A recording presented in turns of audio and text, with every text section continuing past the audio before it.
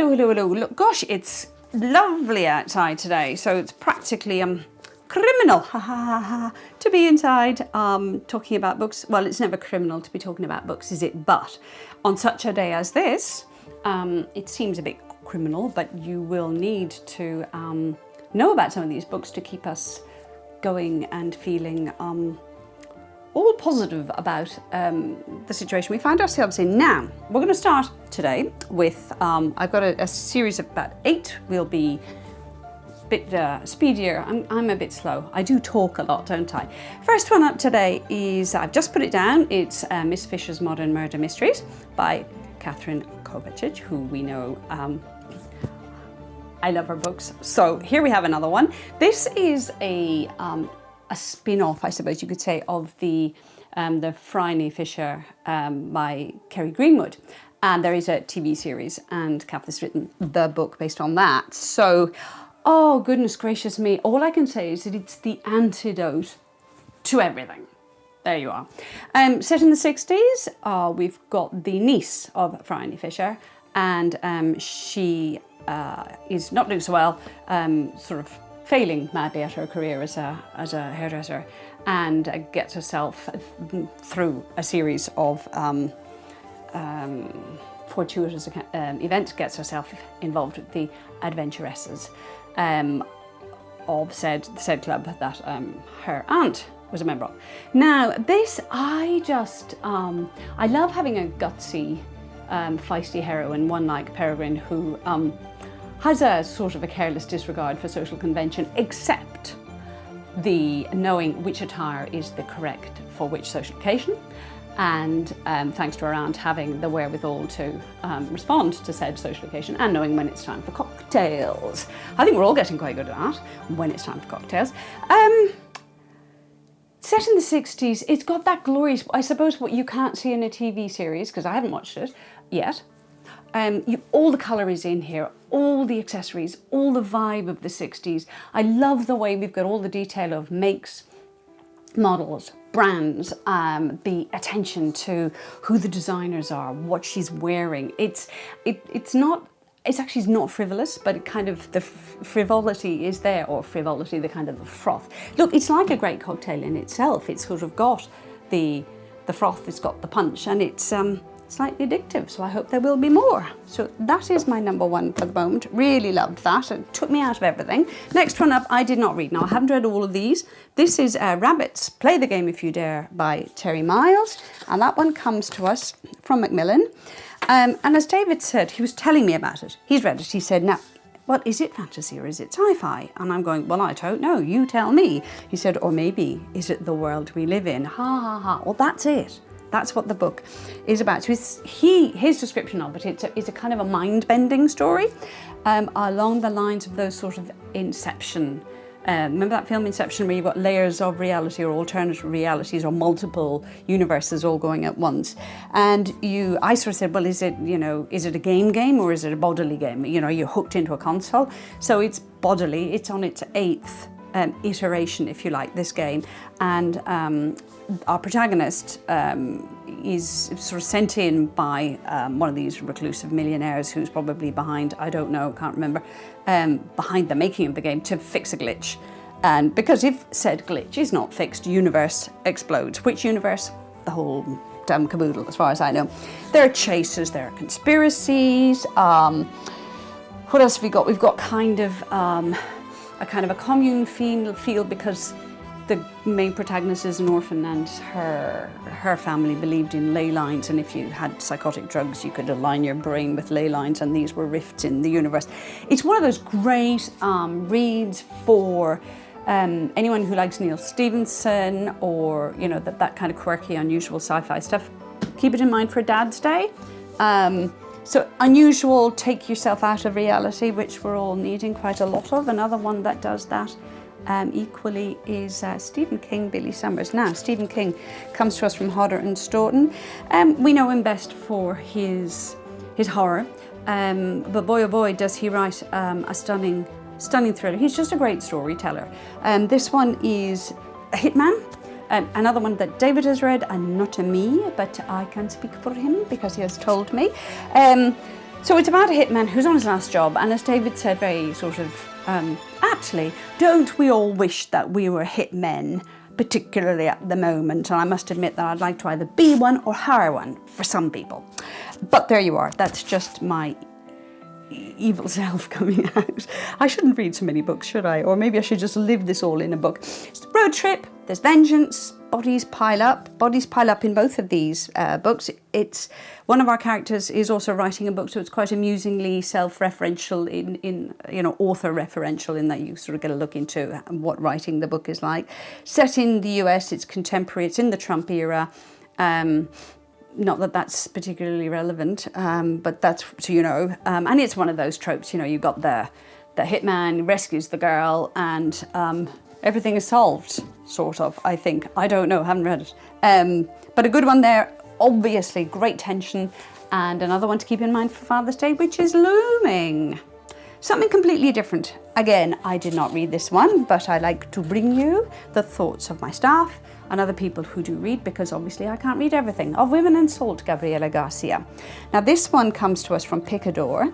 Hannah read this one and she says, look, it's very tender, I'll read most of it, and thoughtful insight into the lives of, and I just double checked all of this, there are 5 generations of women and 6 points of view. So you're going to get one of these intricate laced stories. These are all women as they immigrate from Cuba to the US. This book deals with the complexities of the lives of these women as immigrants and as women. So we have this interplay, how these identities can interplay within a family. The book is full of well-written women, and I simply couldn't put it down. Now, so far what I've seen of this, having not read it, and having read some of the other reviews that are out there, this is one for my list as well. I think it is, like all of that Latin American writing, it is full of darkness, tinged with the sort of a little bit of the fantastical. We have sort of, it's poetic, brutal, lyrical. There's this exceptional sort of storytelling traditional that we know of from, you know, Gabriela Garcia Marquez, those sort of writers. So we have, there's also cigars. It will expand your horizons. I think it's probably a book club choice. And I'd say we'll probably see it on some literary award, long shortlists, who knows. It is exceptionally well reviewed. Quite lit. Okay, 2 coming up that I haven't read, but I think I should draw your attention to, if they're for you. This one's from Tex. It's The Bride of Almond Tree by Robert Hillman. Now, many of you bought The Bookshop of the Brokenhearted, which was Robert Hillman's first one. She does this rural Australian story with a bit of romance, or quite heavily romantic, but from very much the male perspective. I haven't read it, but what I know of it is that what he likes doing is kind of aligning 2 people of quite different perspectives, or the same but different, and things look like the stars are not going to align for them. We're post Hiroshima, and a Quaker society in, I think it's Victoria, Almond Tree, and a Quaker comes back, Wes comes back after the war, and he's got his sights set on a fellow Quaker, Beth, who he would very much like to marry, or think she might be a good choice. And she has espoused communism. So they go all over the world as far as I can tell, and will they or won't they be able to work this one out, because they're very different. So there is one to think about.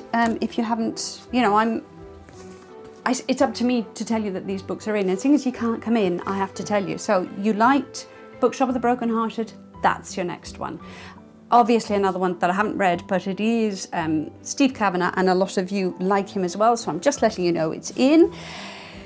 Orion, this comes to us from, and he's winning quite a lot. He's really an author to keep your eye on. So he's a legal thriller set in the States. He is Belfast born, so I kind of adopt him.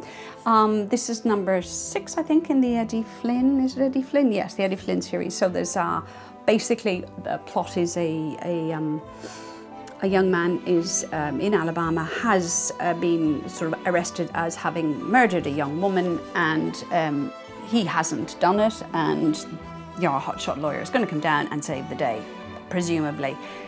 That won't be as simple as that, not with Flynn at the helm, and not with Cavanagh writing it. Comes highly recommended, another Father's Day one. Now these 2 I have read. very, very different. We've got People Like Them by Samira Sedira, and this one is translated from the French by Laura Vergniaud. It's based on an event that took place in 2003 in Haute-Savoie in France. And it was a nice thing that happened.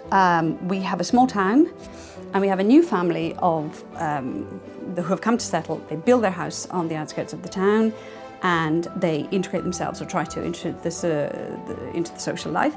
They particularly the man, who happens to be black, and this is an essential part of this read.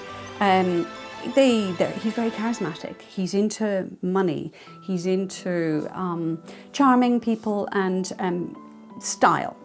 And he does, in a lot of ways, seduce people into kind of friendships. They're a very seductive and attractive family. It's based on a true and quite horrific killing of this entire family. So the book is actually what really hooked me in. It's written in that second person. So the person who's talking throughout this book is the wife of the man who we know has done this dreadful thing. He has brutally killed all the members of this family. Why? So she talks to him, and we get the story from her perspective, how she's noticed the changes in him, etc., etc. What Sedira is trying to do, and I think it's kind of a thoughtful read, even though it is bleak in a way, is show us how taking that line from, as she says, this is not being being sort of super, I keep doing that, super well read. Voltaire has a line in Oedipus where he says, one never knows, one can be more criminal than one knows. That's the exact sentence. And I suppose, think Fargo. If any of you watch Fargo, you'll know what that means, is that you can be innocent and going through life, and then things happen that make you become a version of yourself. She's looking at how literature and writing about it allows us to explore. Why would you do that? What is in a person's, what goes on inside your mind? It was absolutely gripping. Unadorned, short, riveting writing. Loved it. Last one, from Scribe. Oh, this is a little gem. This is called The Union of Synchronized Swimmers by Christina Sandu, and I picked this one up because I just liked, that cover is only divine, so it harks a little bit back to my Miss Fisher, but it's small, it's 160 pages. Ooh, me likey. And also I find that I like sometimes to get a different pace to my reading and get something that's really compact. Boy, every single page is loaded in this one. That title really got me. Sandu is quite brilliant. She wrote it in Finnish and then she translated it herself. So she'll have got all the nuances of her own intention in there. It starts literally in a river where a couple of young girls come along, and they literally sort of fall into the water and fall into synchronized swimming. But that's the central part of our story. They then become, they get seen by someone. They get better and better at it, almost with this alarming nonchalance. But from this, we spin off into the stories of these women after the fact. So on one side of this river is the life that they know, and on the other side is the other sort of world where you know of you feel it's Russia. And they get spotted and they're taken over there because they're actually pretty good at what they do. And then you sort of get these flashbacks to what they become, and do they stay in Russia? Where do they go to? It was absolutely mind-bogglingly interesting. I just, you get so much into so few pages. All about meaning. The story spirals around the place. It's almost like its own synchronized swimming formation. There are deliberate sort of gaps and things. I found myself saying, because David read it, and I said, so in the end, did they? And David sort of looked at me and said, have we read the same book? And there you are. Had we read the same book? Who knows? Mystery for you. Very chewy. I loved it. So that's my little pile. There are lots of, it's kind of a crimey one. I wasn't joking when I said there's something criminal about, I was joking. I was being clever. That's my pile. Keep some of those in mind for the upcoming event of celebrating our fathers, husbands, whatever. And you can ring me up if you want any of them, or buy them online. Cheerio. I will see you again next time.